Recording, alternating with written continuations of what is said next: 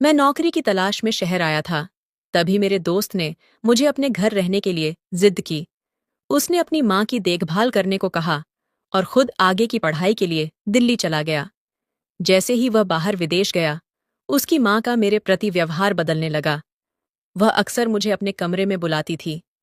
एक बार तो उसने झूठा बहाना बनाकर कहा कि उसे बहुत ज्यादा डर लग रहा है और मुझे अपने कमरे में बुलाया। उस रात जब मैं उसके पास सो रहा था, अचानक वह मेरे शरीर पर हाथ फेरने लगी और तब आंटी ने कहा, मोहन, मुझे पता नहीं था कि तुम्हारी उम्र के लड़के इतने बड़े होते हैं। इतना कहते ही आंटी ने मुझे अपने बेड पर लेटा लिया और फिर मेरा पेंट में हाथ। दोस्तों, आपसे निवेदन है कि मेरे चैनल को जरूर सब्सक्राइब कीजिए। तो चलिए, जल्दी से कहानी सुनाते हैं। जल्दी से कहाँ, आपको सुनाते हैं। मेरा नाम मोहन है। अभी अभी ही मैं नौकरी के लिए शहर आया था। मेरे शहर आने की खबर मैंने अपने दोस्त विकास को दी थी। विकास मेरा सोशल मीडिया पर दोस्त था। हमारी दोस्ती डिजिटल थी, लेकिन बहुत गहरी थी। जैसे ही मैं शहर पहुंचा, विकास मुझे स्टेशन से लेने आया और वहां से सीधा अपने घर ले गया। विकास के घर पहुंचते ही मेरी नज़र एक खूबसूरत महिला पर पड़ी और मैंने उसे विकास की बहन समझ लिया। तभी विकास ने मेरी गलतफहमी दूर करते हुए कहा, मोहन, अरे ये मेरी बहन नहीं है, ये तो मेरी माँ है। आंटी इतनी सुंदर और जवान दिखती थी कि मैंने उसे उसकी बहन समझ लिया था। आंटी किसी जवान लड़की जैसी लग रही थी। मैंने उसे पहले कभी नहीं देखा था, इसलिए मेरा भ्रम होना स्वाभाविक था। उस दिन विकास से मिलकर मुझे बहुत खुशी हुई थी। दोपहर के खाने के बाद मैं वहां से निकलने लगा, क्योंकि मुझे अपने लिए रहने की व्यवस्था देखनी थी। मैंने कहा कि मुझे काम है और वहां से निकलने लगा। तभी विकास ने मुझे रोका। उसने कहा, मोहन, तुम हॉस्टल वगैरह क्यों ढूंढ रहे हो? जब तुम्हारा अपना घर है तो तुम्हें हॉस्टल में रहना सही नहीं लगता। तभी मैंने कहा, अपना घर? इस पर विकास बोला, मेरे दोस्त, इतनी जल्दी तुमने मुझे पराया कर दिया। अरे, मैं शहरी हो सकता हूँ, लेकिन मुझे भी दोस्ती निभानी आती है। देखो, इस घर में मैं और मेरी माँ ही रहते हैं। यहाँ तुम आराम से एडजस्ट हो सकते हो। वैसे भी अब मैं अपने आगे की पढ़ाई के लिए कुछ सालों के लिए विदेश जा रहा हूँ, तो माँ की देखभाल के लिए उसे किसी की जरूरत होगी। मेरे विदेश जाने के बाद तुम ही मेरी तरह मेरी माँ की देखभाल करना। विकास की बात सुनकर मैं भावुक हो गया था, क्योंकि उसने मुझे पराया नहीं समझा, बल्कि अपनी तरह माना था। विकास की बात का समर्थन करते हुए उसकी माँ भी बोली, हाँ मोहन, विकास बिल्कुल सही कह रहा है। अगर मेरा विकास बेटा विदेश चला गया, तो दूसरा बेटा मेरे पास नहीं रह सकता। क्या भगवान ने तुम्हें सही समय पर यहाँ भेजा है? इसका मतलब है कि भगवान की यही इच्छा थी कि तुम यहाँ मेरे साथ रहो। उनका आग्रह इतना बढ़ गया कि मैं उन्हें मना नहीं कर सका। 2 दिन बाद विकास विदेश जाने वाला था। उसके जाने के बाद मैं घर में आंटी के साथ अकेला रह गया। अपने घर की परिस्थिति को ध्यान में रखते हुए मैंने तुरंत नौकरी ढूंढ ली थी। 22 साल की उम्र में आगे की पढ़ाई करने का विचार मैंने छोड़ दिया था और पैसे कमाने के लिए नौकरी ज्वाइन कर ली थी। मेरे पास इतना पैसा नहीं था कि मैं आगे की पढ़ाई कर सकूं, इसलिए मैंने नौकरी करने का निर्णय लिया। शहर में मुझे एक ठीक-ठाक नौकरी मिल गई थी। इसके विकृत विकास का भाग्य बहुत अच्छा था कि उसे 22 साल की उम्र में विदेश में पढ़ाई करने का मौका मिला। खैर, किस्मत किसकी कैसी होती है, यह कहकर मैंने अपनी किस्मत को दोष देना बंद कर दिया। उस दिन के बाद से मैं विकास की को अपनी माँ मानकर उनके साथ रहने लगा। लेकिन आंटी के मन में मेरे प्रति अनुचित भावनाएं थीं, जिस पर पहले मेरा ध्यान नहीं गया, लेकिन धीरे धीरे वह सब बातें मेरी नजरों में आने लगीं। आंटी शहर में नौकरी करती थीं। उस रात आंटी ने हम दोनों के लिए मेरा पसंदीदा खाना बनाया था। वह बोली, मैंने तुम्हारे सोशल मीडिया से तुम्हारी कुछ पसंद नापसंद के बारे में पता कर लिया है। तुमने अपनी बायो में लिखा है कि तुम्हें महाराष्ट्रियन फूड बहुत पसंद है ना? आंटी मेरी पसंद नापसंद का ख्याल रखने लगी थी। उस रात जब हम खाना खा रहे थे, वह मेरे पास आकर बैठ गई। उसने मेरी थाली में एक रोटी रखी। खाना खत्म होने के बाद मैं आंटी की मदद करने लगा और डाइनिंग टेबल से बर्तन उठाने लगा। मेरा काम देखकर, ओह, बोली, तुम बिल्कुल परफेक्ट लड़के हो।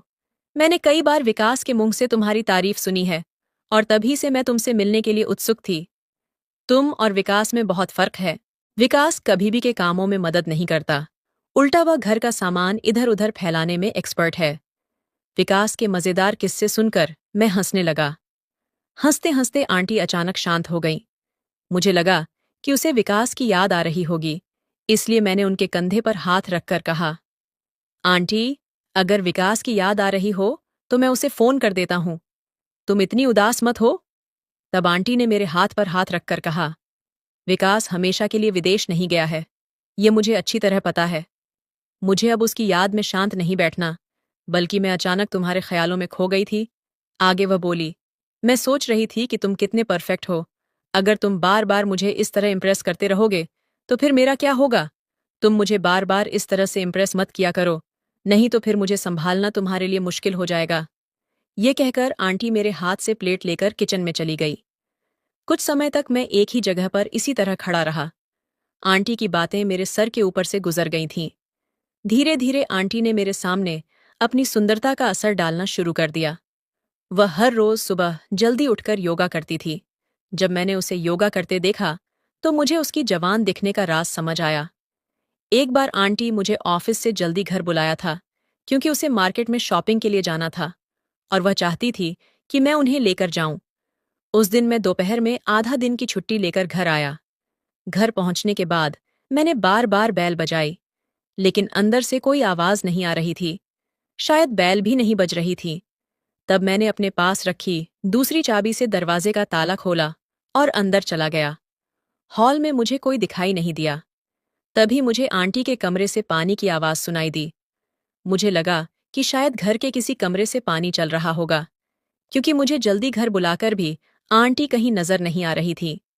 कौन जानता है कितनी देर से पानी बर्बाद हो रहा होगा, और अब और पानी बर्बाद ना हो, इसीलिए मैंने उस पानी की आवाज की दिशा में मेन जाना शुरू कर दिया।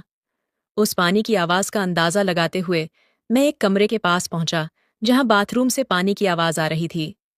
मैंने दरवाजा खोलने के लिए हाथ बढ़ाया, तभी अंदर से दरवाजा खुला था। सामने मैंने आंटी को खड़ा देखा, जो पूरी तरह भीगी हुई थी। उनके चेहरे पर गीले बालों से पानी की छोटी छोटी धाराएं गिर रही थीं। उसका वह मोहक रूप देखकर कुछ पल के लिए मैं वहीं खड़ा रह गया और उसकी ओर एकटक देखता रहा। आंटी की उस सुंदरता में इतना खो गया था कि मुझे होश ही नहीं रहा।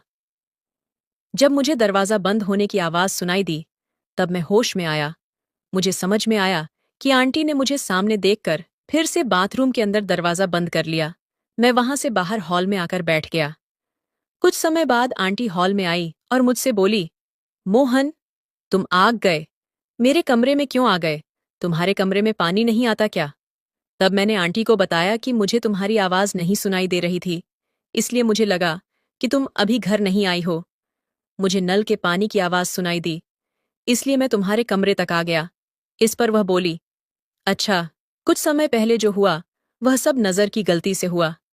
आज मैंने सैंडल घर में दरवाजे के पास रखी थी, इसलिए शायद तुम्हें यह ध्यान नहीं आया होगा कि मैं घर पर ही हूं। जाओ, तुम भी फ्रेश हो जाओ, मैं तैयार होकर आती हूं। ऐसा कहकर आंटी अपने कमरे में चली गई और मैं भी फ्रेश होने के लिए अपने कमरे में आ गया। कुछ समय बाद हम दोनों अपने अपने कमरों से तैयार होकर मार्केट जाने के लिए बाहर आए। आंटी बहुत साधारण कपड़ों में तैयार हुई थीं, लेकिन फिर भी वह बहुत सुंदर लग रही थी। मुझे उन्हें देखकर ऐसा लग रहा था जैसे पहली बार मैं किसी स्त्री की ऐसी सुंदरता देख रहा हूं। उस समय भी मैं बार बार आंटी की ओर देख रहा था। वह मेरे पास आई और मेरे बालों में हाथ फेरते हुए बोली, मोहन, अरे, तुम बार बार किस सोच में डूबे रहते हो? चलो, अब जल्दी करो। आंटी की बात सुनकर मैंने खुद को फिर से होश में लाया और उनके साथ मार्केट के लिए निकल पड़ा। जैसे ही वह गाड़ी पर मेरे पीछे बैठी, उन्होंने अपने दोनों हाथ मेरे कंधों पर रख दिए। मार्केट में जहां भी उन्हें जाना था, मैं उन्हें वहां लेकर जा रहा था। घर लौटने के बाद आंटी ने मेरे चेहरे पर हाथ फेरते हुए कहा, तुम्हें परफेक्ट मैन का नाम पूरी तरह से सूट करता है, क्योंकि तुम सच में वैसे ही हो, बिल्कुल परफेक्ट। तुमने बिल्कुल भी शिकायत नहीं की। जहां जहां मुझे जाना था, तुम मुझे वहां लेकर गए, जिससे मेरी शॉपिंग जल्दी खत्म हो गई। नहीं तो तुम्हारा दोस्त विकास मुझे एक दुकान पर छोड़ देता है और बाकी जगहों पर मुझे पैदल दल जाना पड़ता है, जबकि वह गाड़ी में बैठा रहता है। लेकिन तुमने तो सारे बैग उठाए और मुझे हर जगह गाड़ी पर बिठाकर ले गए, जिससे कि मेरा काफी समय बच गया। इसके बाद आंटी ने मेरी पीठ थपथपा की बजाय मेरे गालों को प्यार से खींचा। यह सब बहुत सहजता से हुआ, लेकिन इसका मेरे मन पर गहरा असर होने लगा था। जिस तरह से उन्होंने मुझे शाबाशी दी, मैं उसी विचार में खोया, एक जगह खड़ा रहा। इसी बीच आंटी ने सूट पहनकर मेरे सामने खड़ी हो गई और बोली, इसमें मैं कैसी लग रही हूं? मैंने कहा, इसमें तो आप बहुत सुंदर लग रही हो, बस ड्रेस थोड़ा ढीला है मेरा। ऐसा कहने पर आंटी बोली, शायद पीछे की रिबन मैंने बांधी नहीं है मोहन, क्या तुम मेरी थोड़ी मदद करोगे रिबन बांधने में? और फिर मैं उनकी मदद करने लगा। जब मैं रिबन बांध रहा था, तब कपड़े के बाहरी तरफ से सही, लेकिन मेरा उसे छूना हो रहा था। मैं बिना एक शब्द आंटी के सारे काम कर रहा था। अगले दिन जब वह अपने ऑफिस जाने के लिए तैयार हुई, तो उसने नया सूट पहना हुआ था। जब वह अच्छे से तैयार होकर आई, तो उनकी सुंदरता और भी ज्यादा निखर कर आ गई थी। उस दिन आंटी ने मुझसे कहा, कल तुमने दोपहर के वक्त मेरे लिए आधे दिन की छुट्टी ली थी, वैसे ही आज सुबह के कुछ घंटे आधे दिन की छुट्टी लो और मेरे साथ ऑफिस चलो। आंटी, मुझे अपने ऑफिस क्यों ले जा रही थी? यह उसने ठीक से नहीं बताया था। जब हम ऑफिस पहुंचे और उनके फ्लोर पर एंट्री की, तो उन्होंने मेरा हाथ पकड़ लिया। आंटी का यह अजीब व्यवहार मुझे समझ नहीं आया था। उनके ऑफिस में कई कर्मचारी हमें अलग अलग नजरों से देख रहे थे। वह दिखने में इतनी बूढ़ी भी नहीं थी, लेकिन वह वहां क्या कर रही थी, ये मुझे समझ नहीं आ रहा था। वह मुझे सिर्फ अपने फ्लोर पर नहीं, बल्कि अपने बॉस के केबिन में भी ले गई। उनके बॉस हमें अजीब नजरों से देख रहे थे।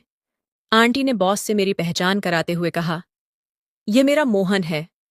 ऐसा कहकर उन्होंने मेरा परिचय दिया। किसी लड़के का परिचय ऐसे कौन कराता है?